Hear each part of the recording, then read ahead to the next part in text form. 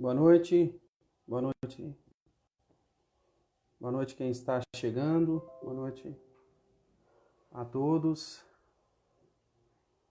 Vamos entrando, Jamir já logo.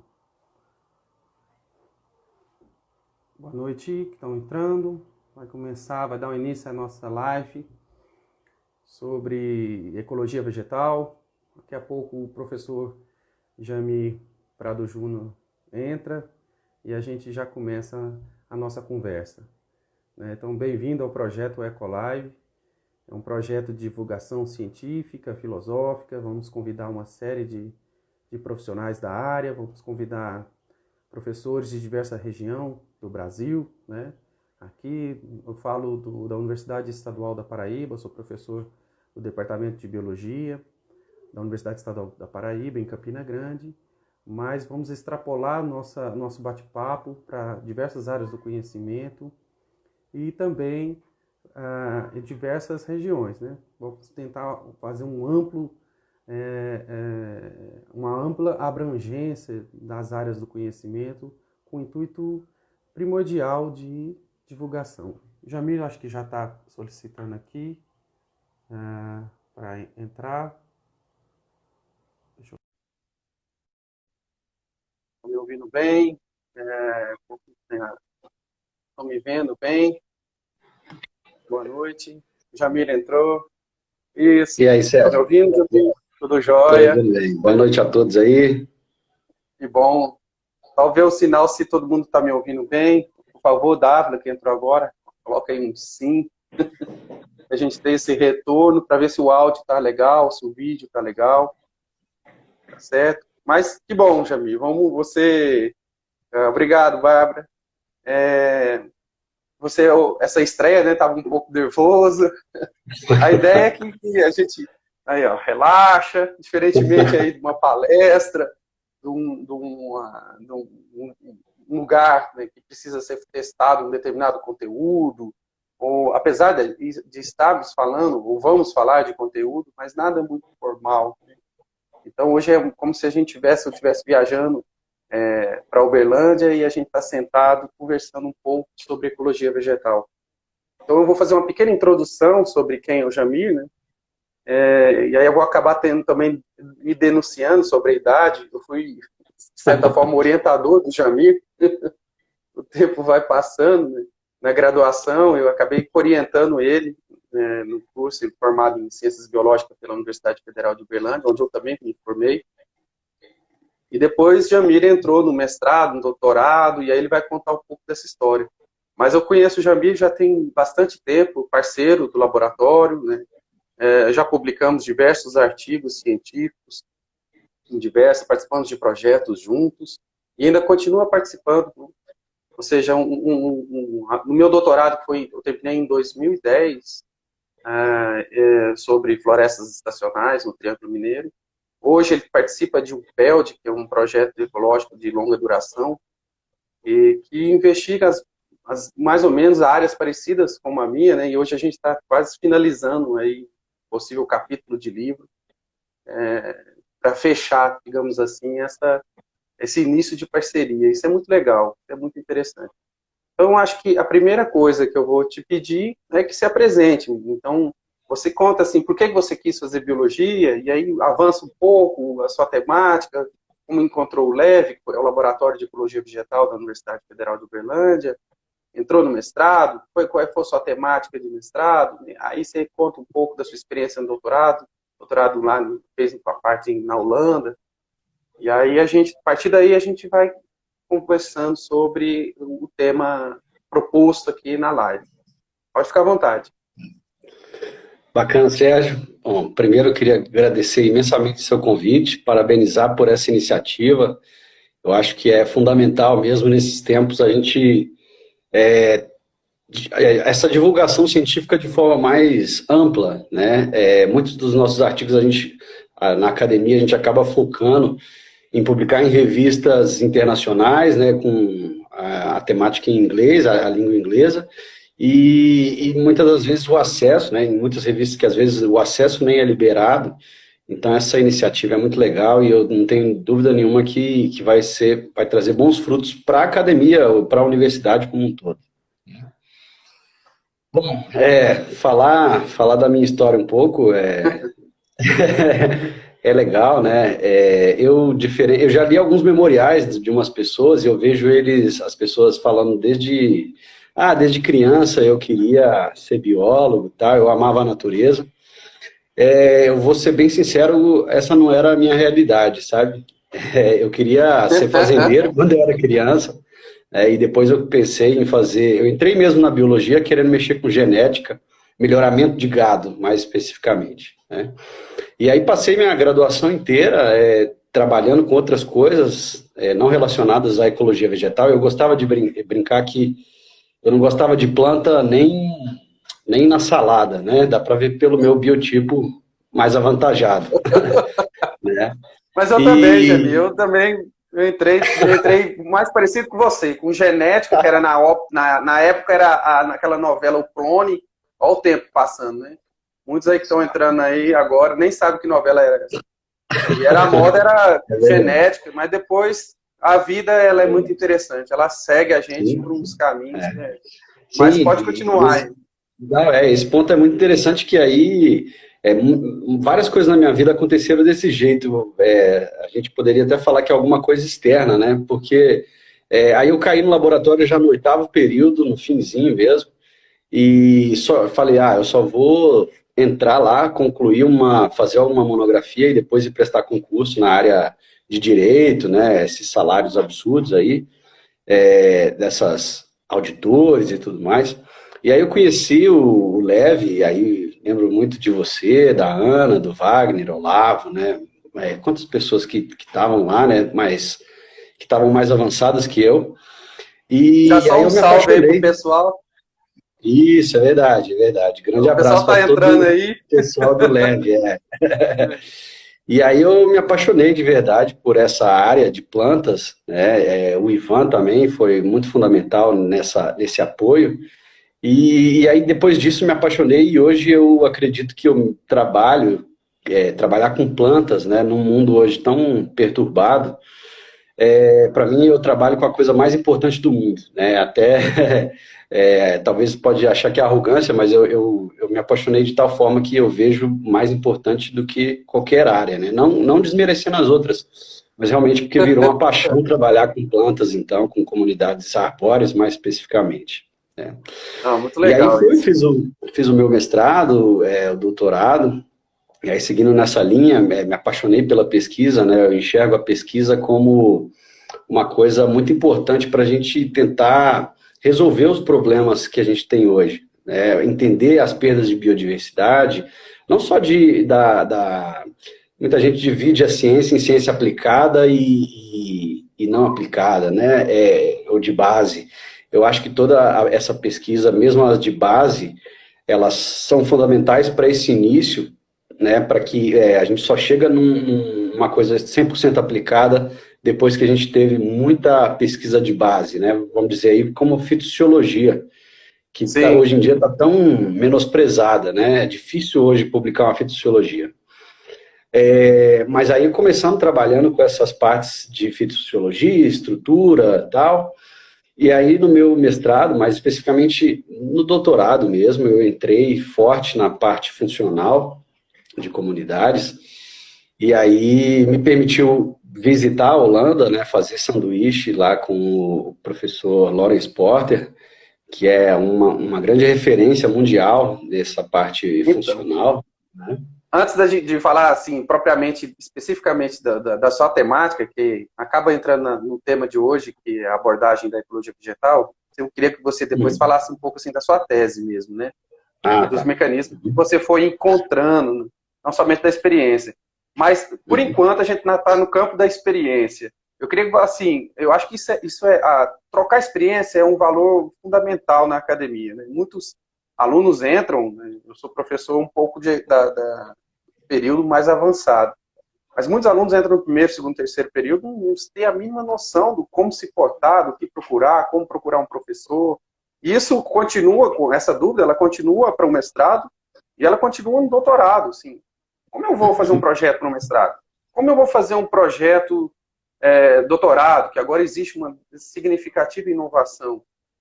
E um pós-doutorado? Como eu faço? Isso já estou fazendo um spoiler, que vai ser a palestra. A Ana Paula está aí vendo nosso bate-papo da semana que vem. Mas eu queria que você falasse, então, em termos de experiência histórica, sobre como você, assim, calçou a sua cara e falou assim, eu vou mandar um e-mail para o professor. Como é que foi essa questão de, assim, eu vou fazer um doutorado de sanduíche?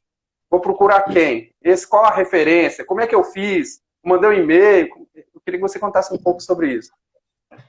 Esse é um ponto muito legal e que eu realmente recomendo para os alunos, porque hoje o mundo é global, né? Essa história não é só teoria ou só serve para economia, é para tudo, né? Hoje você consegue mandar um e-mail e acessar qualquer pessoa do mundo.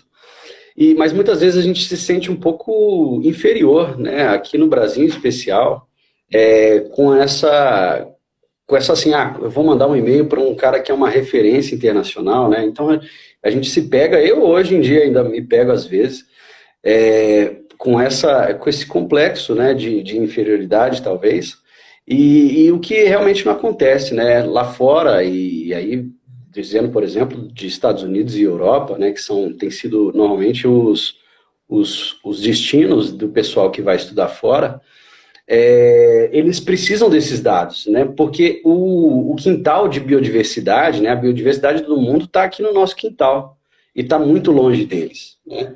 Então, o que eu fiz foi escrever um e-mail, usando o Google Tradutor mesmo até, né, o inglês ainda era bem fraco, e a gente não tem que se preocupar com isso, né, porque, assim, claro que a gente tem que sempre tentar melhorar, mas a gente tem que ter um pouco de tranquilidade quanto a essa questão do inglês ou da língua estrangeira, né, que o importante é a gente se comunicar, né, passar a informação que a gente quer.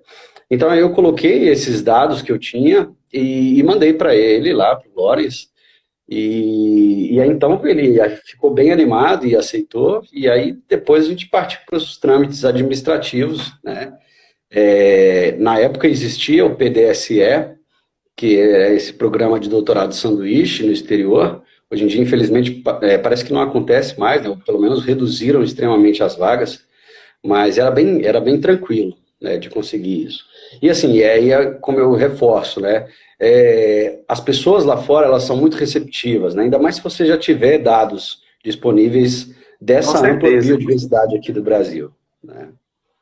Eu acho que eles ficam, assim, né, ansiosos nesse sentido, assim, nossa, que legal, eu vou fazer uma parceria com alguém que tem um conjunto de dados, né. Eu acho que a palavra agora, daqui a gente vai tocar isso mais para o final da nossa conversa, sobre esse contexto que a pandemia nos forçou, não vou te falar um distanciamento social, porque estamos juntos, não é isso? É um distanciamento físico apenas, né? Sim. E ela possibilitou um pouco de novas oportunidades, inclusive essa de novas parcerias, né? Eu acho que a palavra parceria, hoje em dia, e divulgação, são duas palavras extremamente importantes para, digamos assim, uniformizar mais, ou difundir mais o conhecimento. E aí você chegou lá, foi difícil conversar, você já falou que não tinha o domínio do inglês, mas se vira, então, né? Não precisa ter o medo. A gente começa, as coisas são bem, engraçado que, assim, né, na Holanda fala-se o Dutch, né, que seria o holandês, mais ou menos, uma coisa próxima ali de alemão com inglês, vamos dizer assim. E eu lembro de olhar o nome da cidade, né, que é uma cidade, depois que eu conheci, que é muito famosa, tem essa Universidade de Wageningen. Ela é uma das mais conhecidas que eles chamam de Life Science, que seriam as biológicas nossas aqui, né? E aí eu cheguei falando, eu tinha olhado até no tradutor o nome, né? E aí falava Wageningen.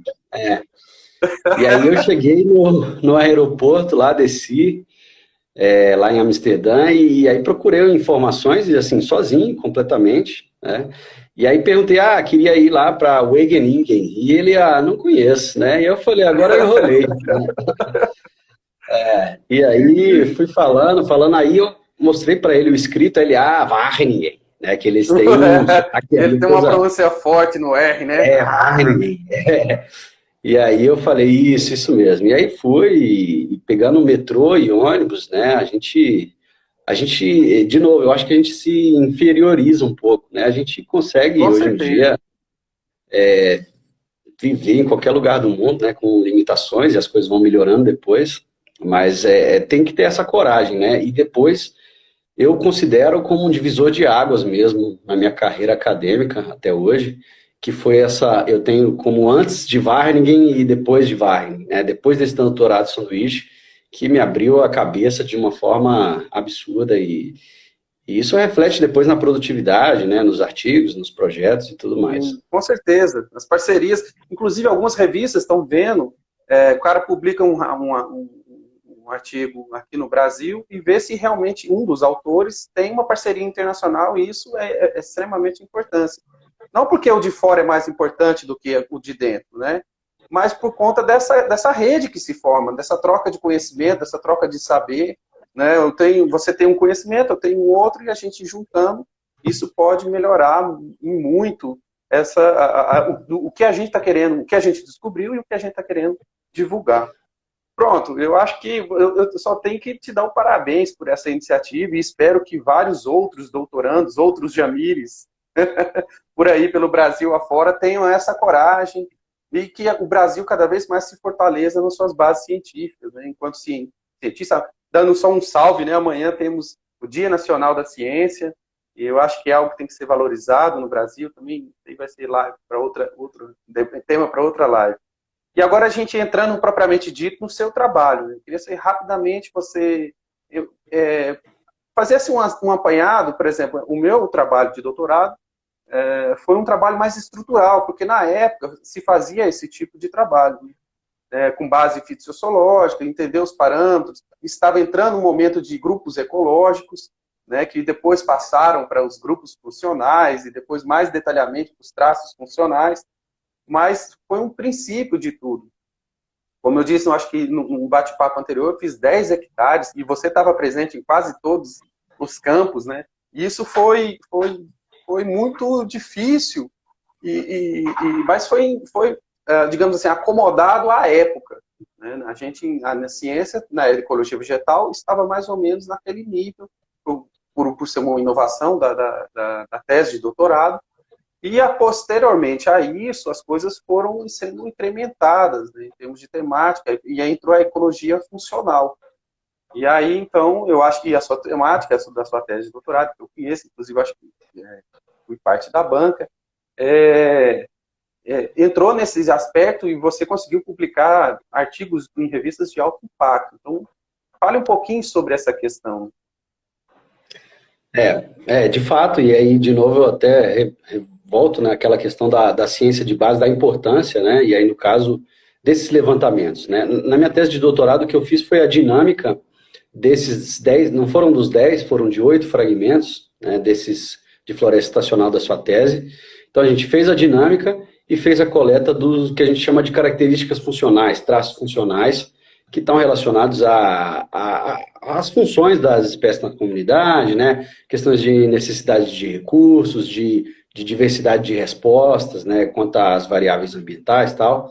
Não vou entrar muito nos detalhes, porque senão a gente vai gastar a live inteira, né?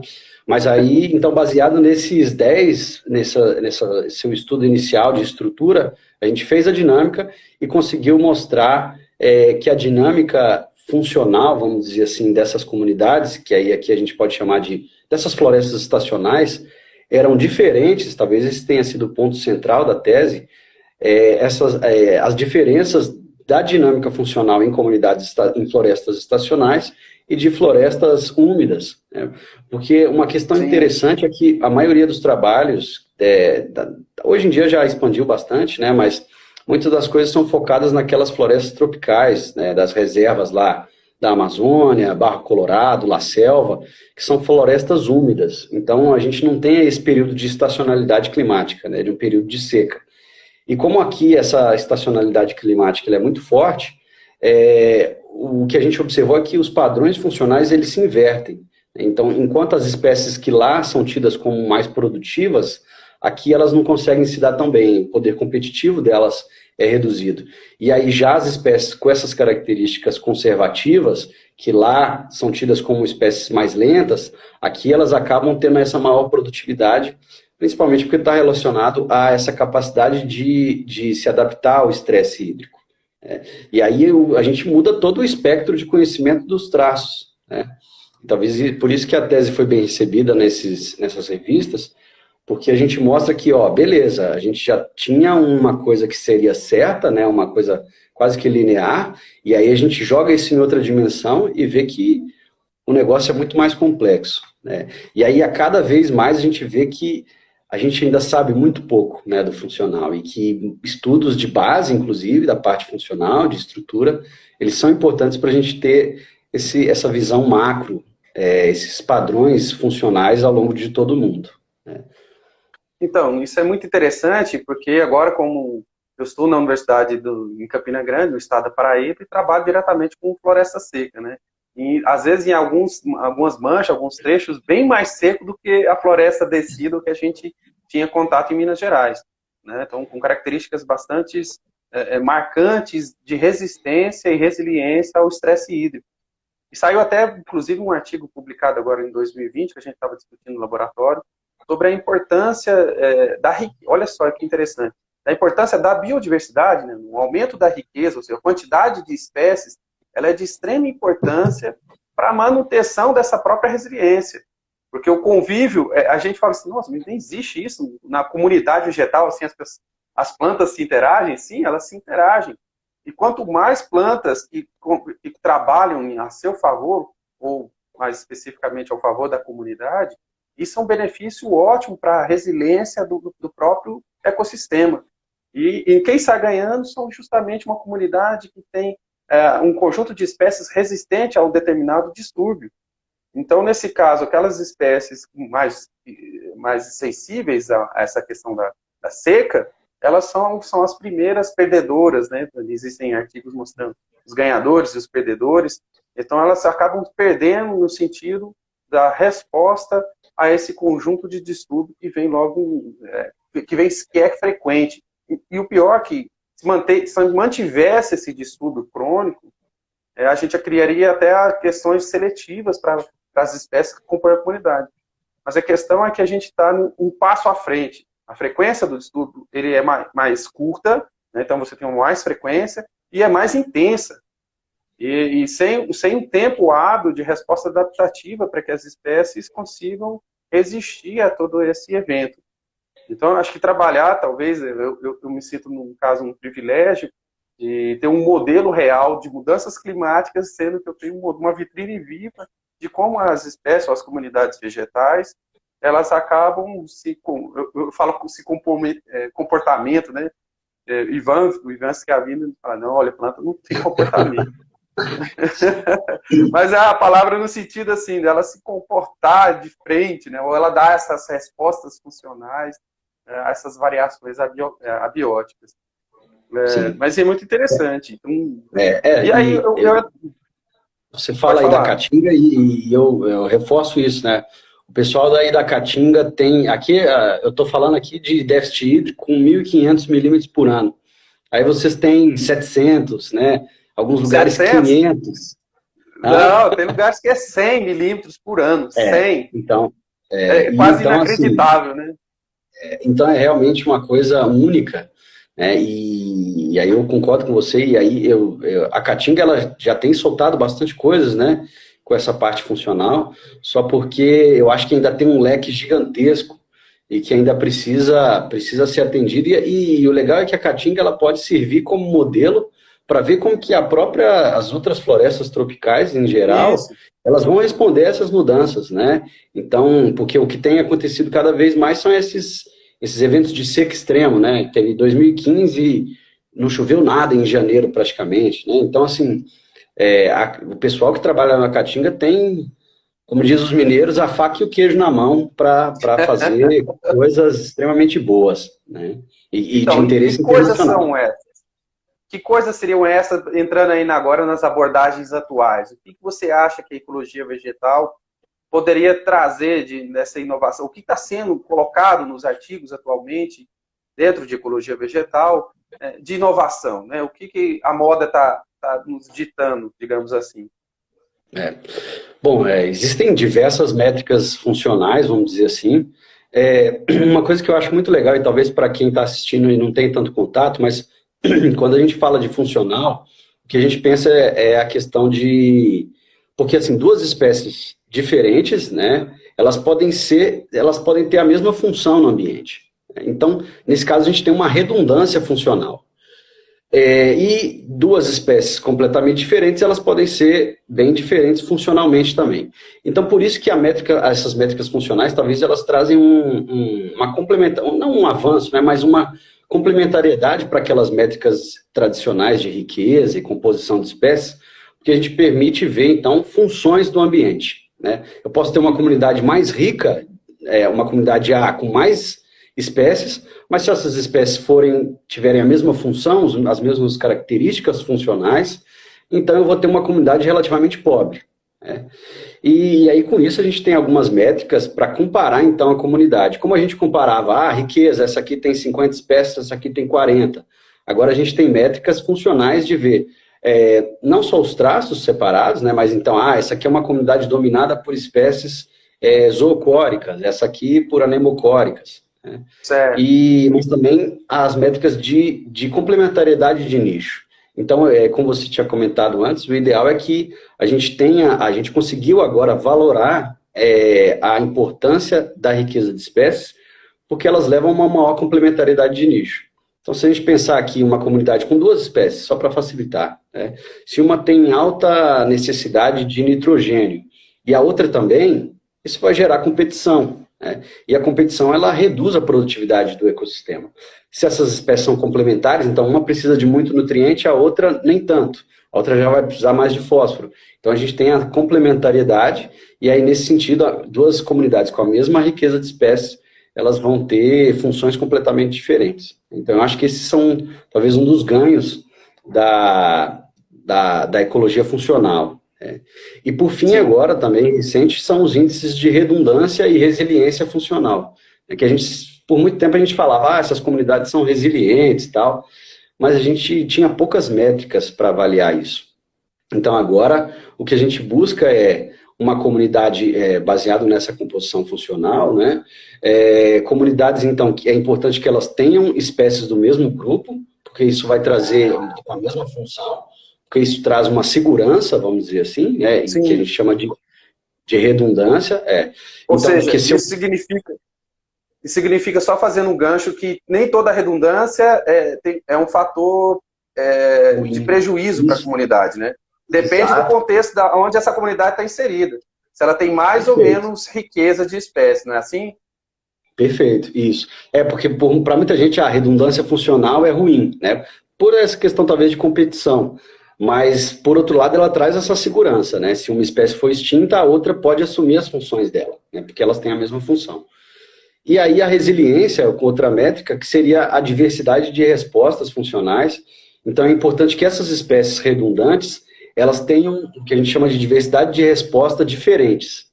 Então, normalmente essas diversidades de resposta, elas estão relacionadas a algum distúrbio. Então vamos imaginar o fogo, né? O fogo aqui no Cerrado, mas talvez então um ano... vamos colocar o fogo, que talvez fique mais fácil. Então, se essas duas espécies redundantes, é importante que uma delas, pelo menos uma delas, responda de forma positiva ao fogo e outra de forma negativa. Porque aí depois, com esse evento de distúrbio, uma das espécies pode se perder, né? Pode ser extinta localmente, mas aí a outra vai persistir e aí, de novo, mantendo as funções daquele ambiente, daquela comunidade, e aí nisso a gente consegue, então, quantificar essa resiliência das comunidades finalmente, né? Saímos da teoria para agora conseguir aplicar de fato. Isso é muito interessante, né? Eu tenho uma aluna de doutorado que, no início, ela entrou tem uns 3 anos, e a gente estava pensando sobre... foi para a banca, a gente falou que a tese de doutorado dela vai mensurar um pouco a resiliência da caatinga, e um dos integrantes da banca disse, mas como é que vocês vão medir essa resiliência?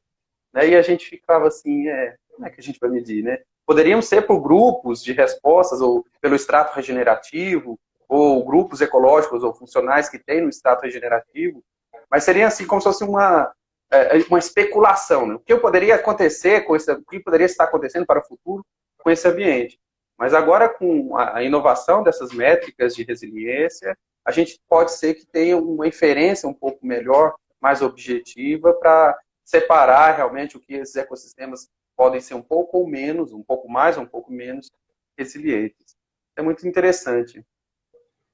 E agora eu vou entrar em... Eu queria que você tocasse, assim, não muito, porque, olha, como já passou meia hora do nosso bate-papo, né? Passa rápido, Passa rápido. Dois artigos que eu separei, né? Você tem que comentar assim, como é que foi essa parceria, um deles, os dois com parcerias, né? Como a gente falou no início do nosso bate-papo, é de extrema importância. Mas um primeiro deles, que teve se você entrar, quem tiver aí, entrar no currículo Lattes do professor Jami, vai saber que tem um artigo que ele publicou em 2017 com a Marcela Terra, na Biodiversity Conservation, e teve um número de citação muito grande. E o artigo também é extremamente interessante e traz novidades também para a ciência da ecologia vegetal muito importante. Então, esse é o primeiro que eu queria que você comentasse rapidamente o que foi e os principais resultados. E o segundo, que é um artigo também muito legal, muito interessante, na Ecological Letters, em 2019, que você traz um retrato aí histórico, né, de acontecimentos e que reflete hoje nas montagens das comunidades, principalmente a comunidade savana. Então, fale aí um pouquinho desses dois, para a gente divulgar o que você tem feito. Bom, esse trabalho da Marcela Terra, eu também tenho um carinho muito grande por ele, e curioso, só para contar uma história e voltar naquela questão da importância do network, né, e dessas colaborações e tudo, eu conheci a Marcela lá em Varney, na minha festa de despedida, eu estava indo embora, e é muito interessante que ela tinha dados de levantamento de estrutura de boa parte de Minas Gerais. Esse trabalho até, se você olhar lá, tem a participação do Testeg, que é também dos gigantes, né? Dos gigantes que orientou ela lá na Holanda. E aí é legal que a gente conversando, e ela também trabalha com isso e tal, e aí ela falou sobre a questão de que o Testeg ele ainda brincou. Esse nariz de Minas Gerais não tem dados, né? E aí, para quem olha lá o formato lá do estado de Minas Gerais, o Testeg estava enxergando como uma pessoa e um nariz, né? O Triângulo Mineiro seria o Triângulo Mineiro. E aí ela me falou isso, a gente riu, e eu falei, então você falou com a pessoa certa, que eu tenho os dados de lá. Eu tô lá. E aí, então, a gente começou a conversar, trocamos algumas ideias. Esse trabalho ele foi baseado naquele trabalho na Science, do Testeg mesmo, que ele viu a hiperdominância das espécies lá na Amazônia, né? Sempre assim, as coisas começam na Amazônia e depois a gente traz para cá, né? E aí ele encontra coisas absurdas. Se você imaginar que a Amazônia tem mais de 10 mil espécies de plantas arbóreas, né? Falando de espécies arbóreas, e 200 e poucas espécies correspondem à metade dessas árvores. Então imagina o número de árvores imenso, bilhões de árvores lá da Amazônia como um todo, e 200 espécies só representam metade dessas árvores, né? Então é o que eles chamam de hiperdominância. Essa grande dominância concentrada em poucas espécies. E aí a ideia do paper foi exatamente isso, fazer essa hiperdominância aqui para o estado de Minas Gerais. Tem umas divisões entre as fitofisionomias e tal, só porque no geral as ideias são interessantes, assim, porque elas trazem talvez 3 perguntas principais, né? A gente quis mapear, então, a quantidade de árvores original que já existia aqui no Brasil, e isso aí a gente faz muito com sensoriamento remoto, e aí é outra ferramenta que tem sido muito utilizada, né, na ecologia mesmo, vale a pena investir nisso. Então a gente conseguiu estimar a quantidade de árvores que existiam aqui no Brasil, né? Tem alguns números aqui que são bem legais. O que a gente tem aqui são números astronômicos, né? Mas coisa aí de bilhões de árvores, né? E o que a gente tem...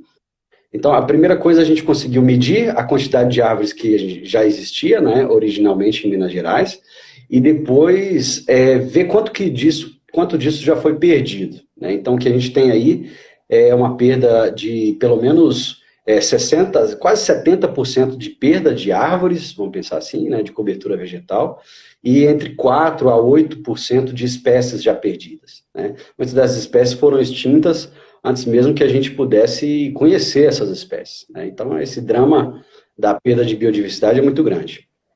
E aí depois, por fim, a gente conseguiu, então, também mapear algumas zonas de concentração de algumas espécies, né, para o cerrado, para as fisionomias em geral, também as florestas estacionais, e aí dessa forma ver alguns pontos algumas relações de chuva, de solo, como que essas relações elas direcionam a composição de espécies, né?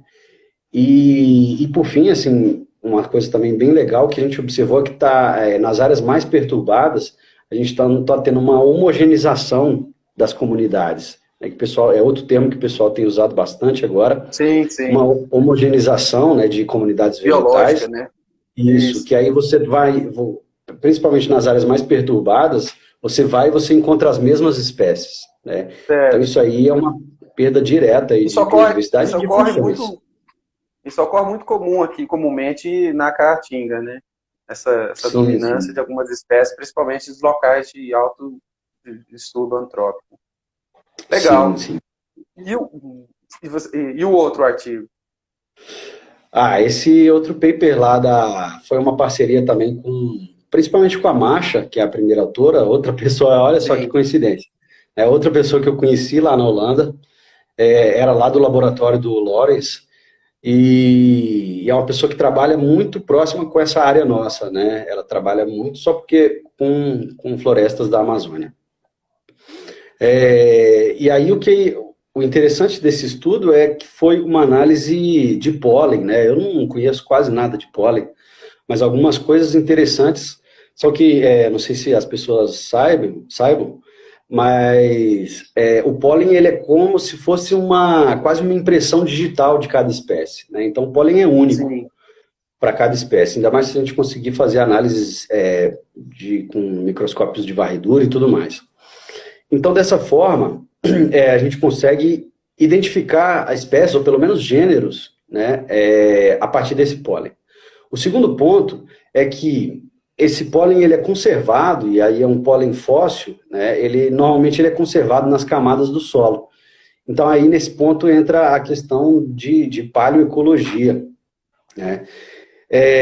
O que o pessoal fez? Então eles fizeram perfurações no solo, e aí esse solo vai se depositando ao longo do tempo, né.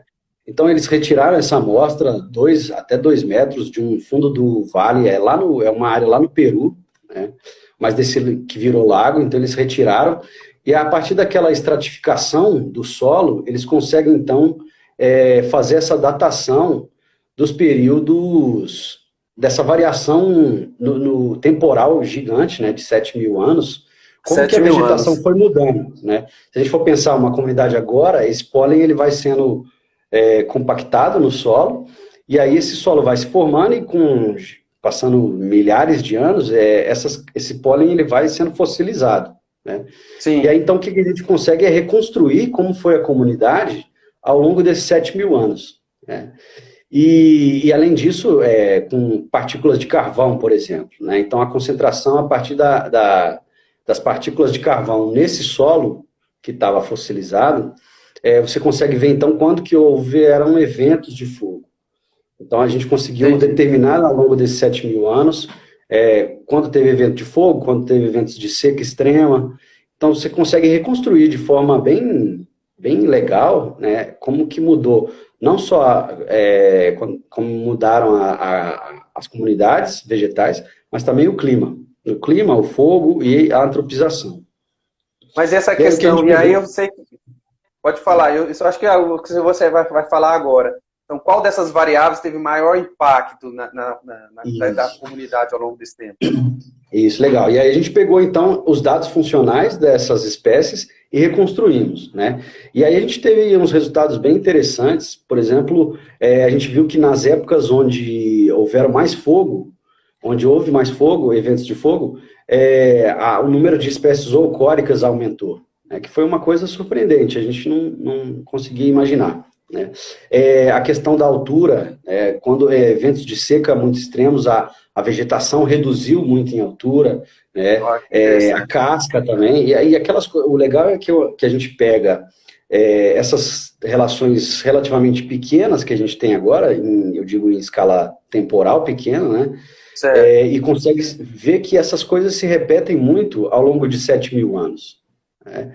Interessante.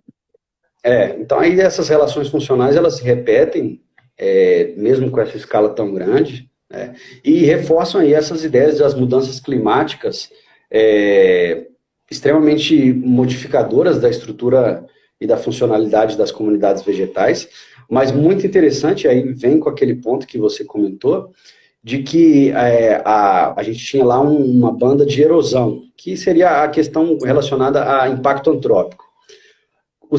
Esses impactos antrópicos eles eram muito mais fortes, eles foram mais fortes do que as A mudanças influência dos climáticas. fogos? Né? Em relação aos fogos e também a gente tinha uma terceira métrica que era de erosão. A gente imagina talvez que nesse período atrás, né? Claro, 7.000 anos, mas assim, há 2.000 anos atrás o bicho pegava aqui ainda, né? A gente pensa Uhum. numa área pristina assim, mas com 2.000 anos o ser humano já afetava bastante as comunidades, né? Principalmente Com essas certeza. regiões próximas aos rios, aos lagos. Ótimo. E aí, nesse sentido, esses impactos antrópicos, eles foram muito mais fortes que os impactos climáticos, né? Que talvez por aquela questão de tempo que você falou. As mudanças climáticas, elas são mais lentas, e os impactos antrópicos são muito diretos, então talvez a vegetação não tenha tempo de se adaptar. Isso é uma boa notícia, né? Estou brincando, é uma ironia. Que um homem, olha, deixando a sua pegada ecológica já desde 7.000 anos atrás, e muito mais do que isso. Só para ter uma noção de como esses estudos são importantes, não somente dentro da ecologia vegetal, mas diz um pouco da nossa história. Jamil, eu estou fazendo uma cola aqui no meu computador, já tem duas perguntas aqui. Você perguntou se você trabalhou com diversidade filogenética no seu doutorado e também o que poderia levar a essa hiperdominância dessas espécies. Tá, legal. Bom, diversidade filogenética é um sonho ainda. O pessoal do grupo que trabalha comigo aqui no Laboratório de Ecologia Vegetal da UFO, a gente está tentando melhorar essas métricas, né? Alguns dos alunos já sabem calcular, nós já estamos no caminho, né? Só porque a gente ainda não escreveu nenhum paper relacionado diretamente a essa diversidade filogenética. Mas, sem dúvida, ela é muito interessante e vai complementar muito essa diversidade funcional. Mas, assim, a gente ainda está no processo, vamos dizer assim. E treinamento, né? De treinamento, Mas, assim, sem dúvida é outro ponto fantástico e que já está vindo muito forte também. Diversos artigos trazendo as duas diversidades, tanto a funcional quanto a filogenética, juntas, né, no paper para entender essa estruturação das comunidades. Agora, com relação à diversidade, à hiperdominância, né? O que poderia ser? Sim, isso é muito legal. O que poderia causar, né? Sim. No próprio artigo do Testeg mesmo, que foi em 2013, eu acho, ele falou que talvez fossem os traços, né? Mas eles não indicaram, eles só falaram que talvez deveria ser. Essa relação também a gente não encontrou nesse paper da Marcela, né? Mas, curiosamente, a gente está em contato atualmente e escrevendo esse paper de hiperdominância, justamente tentando entender como que os traços eles vão influenciar nessa hiperdominância. Quando a gente pega o pool de espécies geral do cerrado, praticamente nenhuma relação é encontrada. Só porque quando a gente começa a analisar uma hiperdominância em cada área, aí os traços vêm muito forte. E aí a gente não tem um traço que é bom e um traço que é ruim. Mas dependendo da antropização, dos eventos de fogo, dessas características ambientais, principalmente, cada traço vai ter um efeito forte, né, para determinar a hiperdominância. Quando a gente pega áreas com muita queima, por exemplo, As hiperdominantes são todas com casca muito grossa, né? A gente pensa em qualha, na vataireia, várias coisas assim que aquela casca Sim. chega a mais de 5 centímetros fácil, né? Então aí nesse ponto tá legal, mas é outro paper que ainda está em construção, mas que a gente acredita que vai ser bem legal, porque vai explicar essa hiperdominância no cerrado como um todo. Beleza. Eu vou fazer um gancho sobre essa questão do sensoriamento remoto. Tem mais uma pergunta ali do Daniel, mas eu vou deixar mais ela para o final, para aproveitar o gancho já também para direcionar já a nossa fala para o final. Olha como passou rápido, né? Sobre a questão das perspectivas, né? E acho que o contexto geral foi dado a partir do estabelecimento da pandemia, e há uma preocupação geral. Eu faço parte de dois programas de pós-graduação, um que é da Universidade da UFPB e o outro que é de etnobiologia e conservação. E há uma preocupação muito grande sobre a continuidade dos trabalhos, da coleta de dados, e para o término, para quem está fazendo, né, a pós-graduação, o mestrado ou doutorado, e que precisa cumprir com seus objetivos, não só como uma métrica ao final da sua defesa, mas também pelas coletas que a gente sabe, quem trabalha com ecologia vegetal, as coletas de campo, né, de ir para campo, né, e principalmente aqui na Caatinga, essa é uma parte bem difícil, para quem já pôde dar uma andada na Caatinga, apesar de ser maravilhosa, uma beleza rara, né, a gente tem uma certa dificuldade, digamos assim, pragmática mesmo do campo. E aí eu faço uma pergunta, né, a solução de alguns programas, da coordenação geral dos programas, que se façam adaptações, né. Eu assisti também um bate-papo com um professor da Universidade Federal Rural de Pernambuco, e principalmente o coordenador desse curso, e ele está extremamente preocupado, e ele acha que é a necessidade de que exista uma flexibilidade sobre esse processo. Porque não tem como a gente ir para campo, né? Existe, principalmente quem trabalha com populações tradicionais, e tem a questão da vulnerabilidade, e tem não só as populações tradicionais humanas, mas também as populações naturais, né, de animais, vegetais, e que a gente pode ter um impacto muito grande. Essa pergunta é o seguinte: será que houve uma aproximação maior agora, recentemente, dessas novas tecnologias de sensoriamento remoto, o uso do Word Clean, né, você pegar dados na internet para fazer uma meta-análise, um levantamento de revisão crítica, né, sistemática, e agora o que está sendo chamado, ou modelagem de nicho, que está sendo chamado de ecologia remota, é a terminologia agora. E talvez esse seja o caminho a ser seguido, pelo menos por enquanto, para a gente dar continuidade aos nossos trabalhos de ecologia vegetal enquanto pesquisador. Então, eu queria que você fizesse o que você acha disso tudo, o que você tem ouvido falar, na Universidade Federal de Uberlândia, como é que está o posicionamento em relação a essa questão das coletas, do andamento das pesquisas, ou de outros grupos que você participa, como é que está essa relação? Bom, sem dúvida essa pandemia veio quebrar a perna de todo mundo, né? Principalmente para quem envolve essas coletas de campo. Bom, eu acho que a primeira coisa seria uma flexibilização por parte dos órgãos superiores, porque para a maioria, e eu digo a maioria mesmo, das pessoas dependem ainda das coletas, né? O que a gente viu foi um adiamento aí de 3 meses de bolsa, talvez, né? Mas que isso não vai se resolver. Eu acredito que as coletas, por exemplo, não vão conseguir se normalizar até o fim do ano, talvez, né? Então, esses 3 meses talvez não vão resolver muito, e pelo que eu tenho visto, parece que não vai prolongar muito mais, né?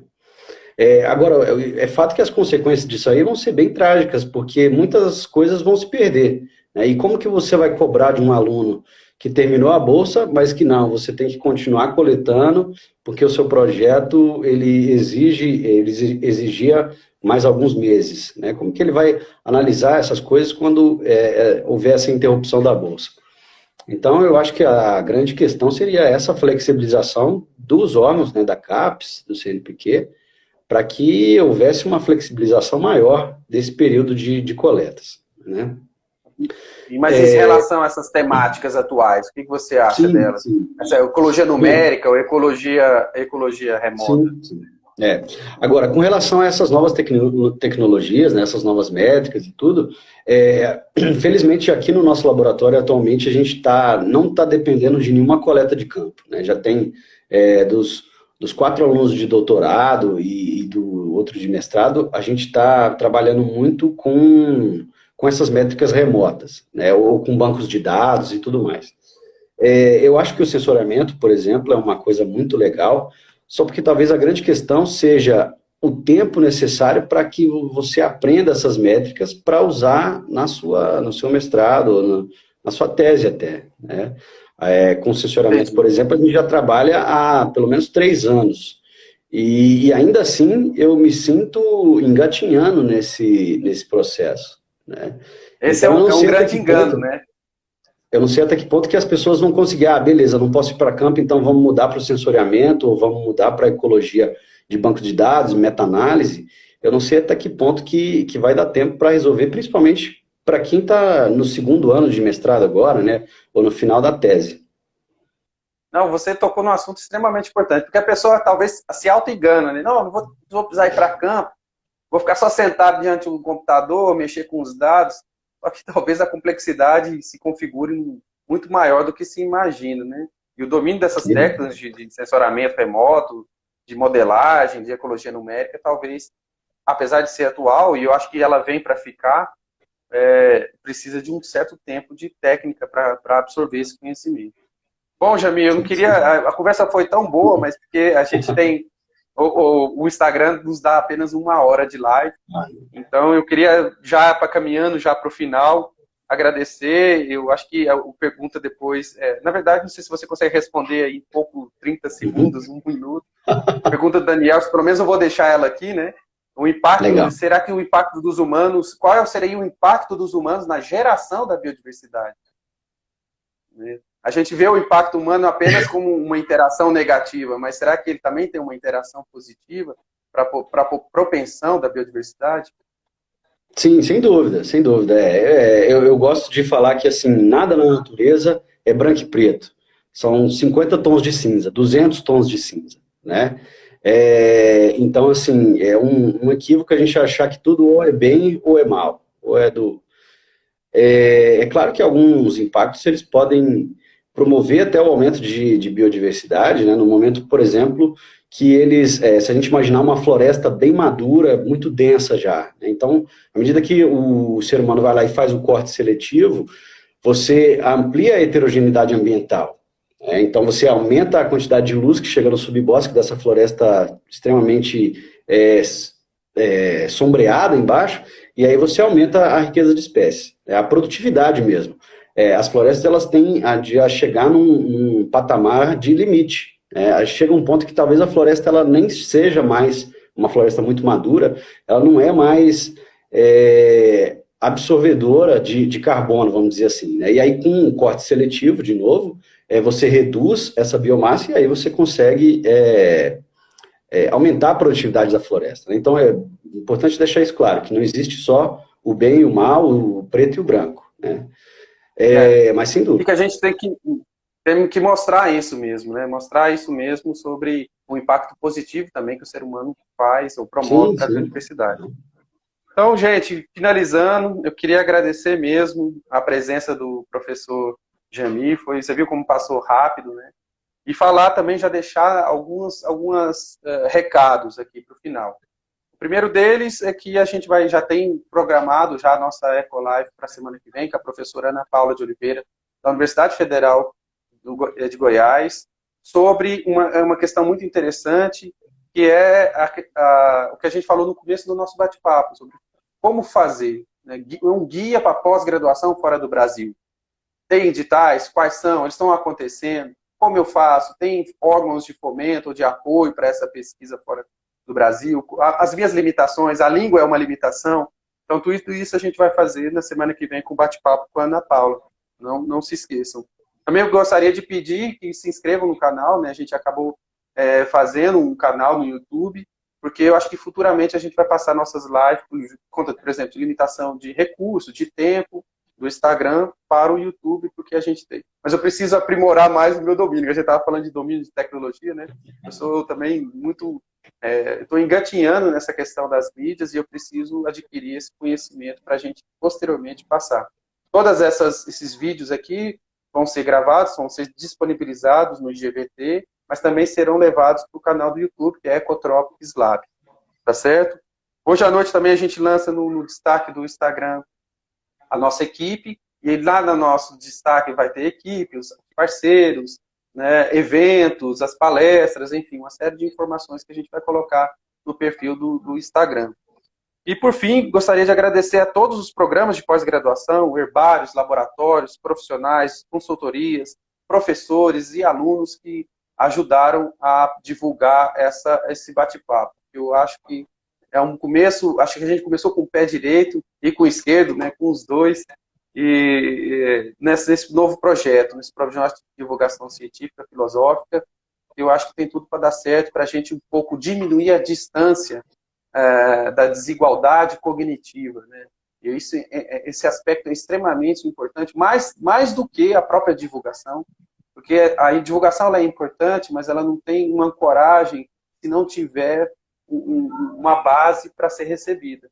Né? Então, aí é tão verdade que a gente vê aí os vários aspectos do negacionismo científico, que também seria tema para outro tema, outro bate-papo, mas já é um ponto interessante para nós, a questão de promover a divulgação. Então, obrigado mesmo, Jamil, obrigado a todos. Se quiser despedir aí, a gente já vai finalizando. Legal. Queria, de novo, te dar os parabéns para você, para o pessoal do seu laboratório. É uma iniciativa muito legal e muito válida, né? E eu espero que continue, dê tudo certo. Eu tenho certeza que vai ter muito sucesso aí. Parabenizar também o pessoal que está assistindo, né? Quase 8 horas da noite, ouvindo falar de ecologia. Mas, assim, obrigado mesmo. Isso é bem legal, gente, tá? E é uma coisa que a gente precisa muito nesse momento, tá? Tá certo. Legal. Valeu, gente. Como diz o meu filho, deixa o seu like e se inscreva no canal, né? Assim, Miguel. O Miguel tá ali, meu filho de 12 anos. Até mais. Legal. Valeu. Um abraço, valeu.